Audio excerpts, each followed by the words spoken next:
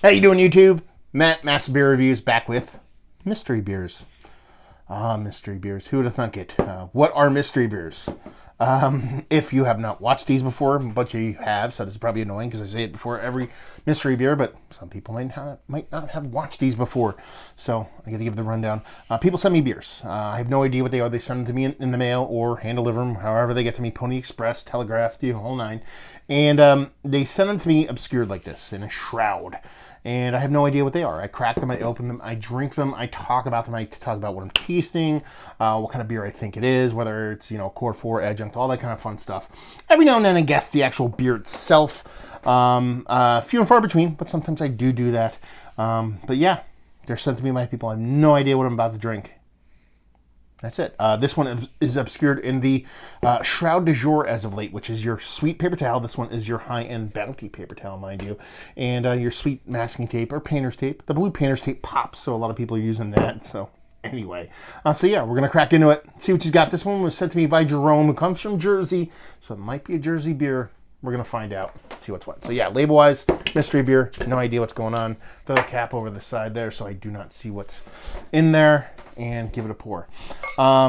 So what I usually do is I pour mystery beers first. If I'm going to do a couple of different reviews, I'm going to do a couple today. I haven't done a review in about a week or so, but it's like a raging snowstorm outside. So I'm in the mood for a couple of beers. I crack them first because I like my palate to be fresh so I can get a better kind of grasp on things. I got a big pop of huge, I'm just going to go with flavor from now because I can't quite peg what it is. So I think this might be a big beer. Which kind of screws up all my other beers, but that's what I do for you. That's the sacrifices I make. Anyway, what do we have here? I mean, it could be a couple different things. I mean, it doesn't really look like a double IPA to me. It could be a Belgian. I'm leaning more bigger malty beer, maybe even a sour from the distance. Really, the look of it, it could be a couple different things. It looks almost like cider to me, to be perfectly honest with you. It had a little bit of a head on it, maybe an eighth of a pinky finger that dissipated pretty quick. It was kind of khaki in color. It's got a rich kind of orange with a dab of kind of amber with a little bit of brown thrown in and kind of hue to it. Very murky, barley wine-esque, sour beer-esque. So from a distance, could be a couple different things. Let's get a nose.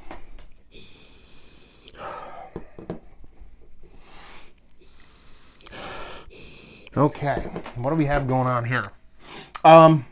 This is a big beer. Ooh, this is gonna be a fun one.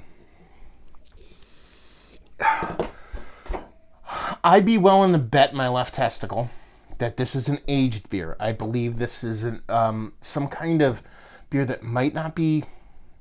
I'm tossing it up between a soured beer on purpose or an aged beer with some oxidation going on based off the nose. It's got this slight caramel apple tartness to it. So it's got the big caramel component to it and this nice kind of sweet, kind of sugar daddy vibe. The sugar daddy sweet kind of creme brulee reduced kind of sugar thing that you typically only get with aged beers. I'm getting that tartness in there, that green apple, caramel apple. I keep saying green caramel apple because it doesn't smell like an overt off flavor, but I think it's that typical kind of soft apple flavor you get with a bit of age on it. So I don't think it's actually tart in there, but this knee-jerk reaction from a distance based off of what I'm smelling right now. American strong ale, American barley wine. That's kind of what I have going from a distance. That's pretty much it. Just soft sweetness, roughed or sanded down edges of a hot beer with a nice rich caramel core to it with a little bit of age on it. Definitely a bit of age on it. It has to have some age on it, baby. So yeah, let's gonna dive in and see what she's got. Cheers.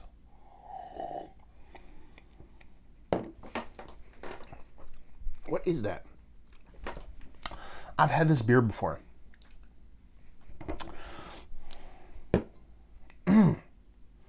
Man, I'm going to be angry when I fucking reveal this because I've had this beer before.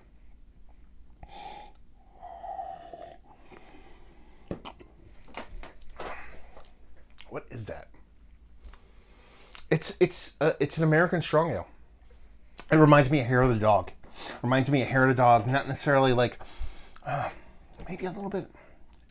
Man, this one is really going to confuse me. This is one of the more interesting mystery beers I've had in quite some time.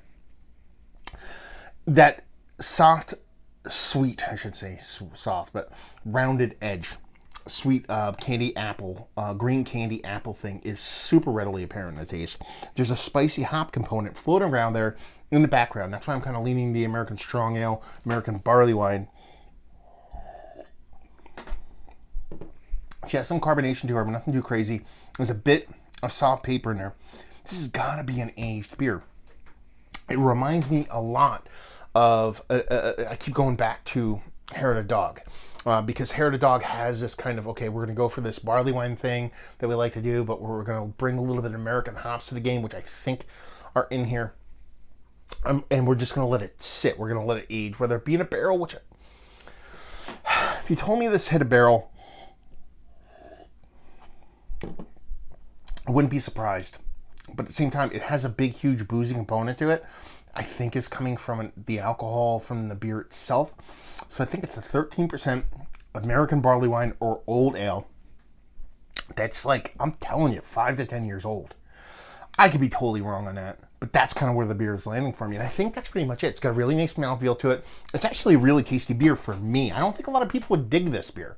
I think this beer has that aged component to it. How do I break it down to the most simplest kind of explanation I can?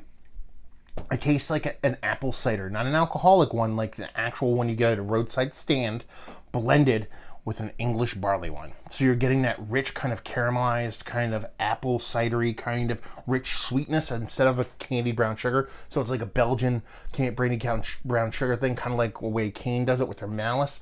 That kind of beer, that kind of base of sweetness. So there's an added, outside of the core four, there's that Belgian candied sugar aspect to it, combined with a just super rich, super nice, super well-rounded, bigger beer.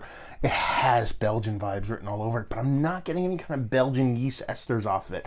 It's all malt driven. It's all sweet driven. That's pretty much it. So, yeah. It tastes like an old school beer. And by that, I mean like something like Dogfish Head would have created, or something like an old guard like Brooklyn Brewery, or like I keep saying, like Hair to Dog. It's like that vein of beer, plus 10%, 13% American Strong Ale. If it hit a barrel, sure, fine, whatever. I don't think it did. I just think it's a big, robust beer with a couple of years on it, minimum 5, give or take 5 years or so. Done and done. I'm just going to unwrap it because that's all I'm going to keep regurgitating the same stuff over and over. If I'm totally wrong on this, I'm not going to be too peeved about it, but I think I'm tracked pretty well on this one. It's just one of those beers that it just tastes so unique. Let's see what we have going on here. This is Fort Collins Brewing. Okay, this is their American style barley wine. This outrageous ale has aromas of tropical fruits and piney resin, brewed entirely with Columbus hops and then dry hopped El Dorado for a heavy but balanced mouthfeel. Slightly sweet, slightly hoppy, and definitely excessive. It finishes remarkably smooth. Let's see, bottled January 2016, so it wasn't too far off on there. We're getting a month and a half away from 2019, so we're looking at 3 years. I thought a little bit older than that. It's not 90 IBUs. That doesn't really matter much. 10.5%, so it's right there on the ABV. But yeah, no, this is a fun beer. I like it. Like I said, it's Hair to Dog, and label is cool. It's pretty basic, to the point, and no frill stuff, and I kind of dig that. Nothing on the bottom of the cap. So yeah, this is a fun one to do. Like I said, I have a couple other beers I kind of want to do tonight, so this one kind of puts me in a little holding pattern. I'll have to kind of drink some water and kind of hang out in a bit before I do my other reviews. But yeah, this is a fun beer. Honestly, I'm totally 100% awesomely okay with what I said. It's exact. You know what? I need to start owning my shit instead of being like, oh, I'm okay with what I said. I fucking nailed it. I called it an American style. I mean, they called it a barley wine. Like I said, it was American old air American barley wine with age on it. Like I said, I didn't think there was any barrels involved. No way I would have guessed the beer, because I think this is my first Fort Collins beer I've ever had. But yeah, it's very Hair to Dog-ish. I probably could have leaned a little bit more heavily on the tropical fruit notes. I went a little bit more kind of green apple, because that's how it came off to me. But the age showed well. Had a little bit of oxidation going on, but nothing too crazy. Not too much as far as like cat residue or murk or anything like that, so I didn't tip my hand. I did look at it. But yeah, this is a fun beer. Yeah, I like it. I like it for a couple different reasons. One, it's my kind of beer. Two, it's aged. And three, it's freaking mystery beer. So yeah, I dig it. So let's talk about it. Is it one of the better American barley wines that I've had as of late? I mean, granted, we're dealing with a aged beer here, so it's a little bit of a different kind of monster, I guess you would say. But listen, it made me think of old aged Dogfish Head. It made me think of Hair to Dog. It made me think of a lot of breweries that I really do dig, especially in the big beer front, in their aged beers. So take that for what it's worth. I mean, you're reminding me of those beers. You know, it's working pretty well. Value and availability, no idea. Maybe Jerome can actually chime in and let us know what's what as far as what he paid for this. Did he get it recently, or is it something that he's been stocking in his cellar? I don't know. And leave you with, if you like what we like this, just revert back to all the stuff I just said. If you like Hair of the Dog, if you like aged American old ales or aged American barley wines, you want a little bit of ghost of hops past, a little bit of spiciness in the background of a nice, rich, caramel-driven, kind of big, huge monster of a beer, you're not going to go wrong here. So there you go. Another review in the books. Mystery beer, mind you. Hopefully you guys enjoyed it. Down there if you want to talk about it. Massive Beers if you want to check me out doing the social media stuff. Beer Massive if you want to check me out doing a whole podcasting thing. And hopefully you guys enjoyed the review. Hopefully you're enjoying a nice little Fort Collins jammer right now. Hope to see you next time. Cheers.